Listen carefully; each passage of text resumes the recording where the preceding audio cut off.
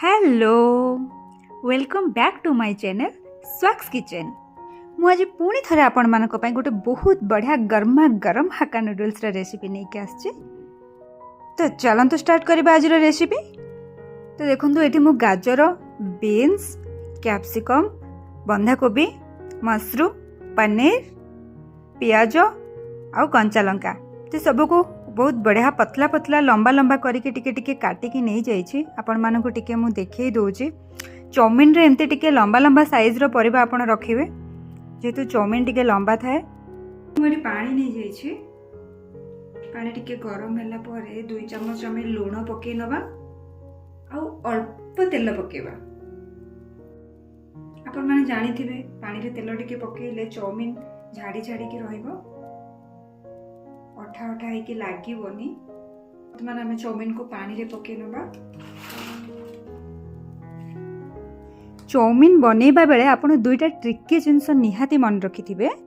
प्रथम तो आपण को चाउमिन जगी की सिझाइबार अछि। जदि बेसी भी सिझिबो भल लागिबोनी। सिझिला परे पूरा झाड़ी झाड़ी रहिबा दरकार। आ द्वितीय रे आपण परिबा को टिके दर कंचा ही रखिबे, बेसी सिझिबा को देबेनी। आ से दर कंचा परिबा चाउमिन सहित बहुत बढ़िया लगे। देखो मु कड़े बसई नेली एबे। आज चाउमिन को मुझे अलग स्टाइल रे बनैबी। कड़े गरम ही आसलानी। आ टिके तेल पके नबा। छाणी रखिथिबा चाउमिन को एथे प्रथम पके नबा। मु एथे टिके सोया सॉस पके नउची। गोटे टिपे विनेगार पकेले हमर चाउमिन ता भांगीबोनी। देन हम आपको टिके घांटी नबा। परिबा ऊपर चाउमिन पके की भाजिले चाउमिन ता एते भाजी ही न थाए। तो एमती चाउमिन को टिके आगरू भाजी नेले रोस्टेड चाउमिन आउरी बढ़िया लगे। पुणी थे कड़े बसई कि तेल नहीं गली एठी।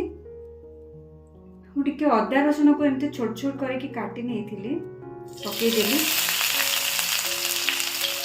ये टोटाली ऑप्शनल, आपण चाहिए आपको स्किप भी कर पारे। तापर आम पियाज को पकई नबा। मुझे गोटे कंचा लंका को काटिकी रखी थी पकई नेली। पनीर को आम पकई नबा। तापरे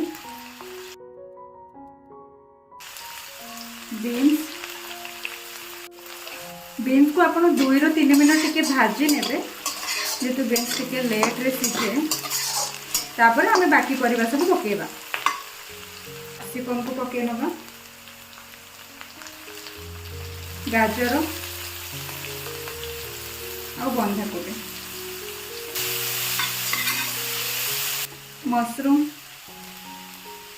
एटी टिके स्वीट कॉर्न को पकई नहीं मु। लूण गोटे चम्मच आम पकई नबा।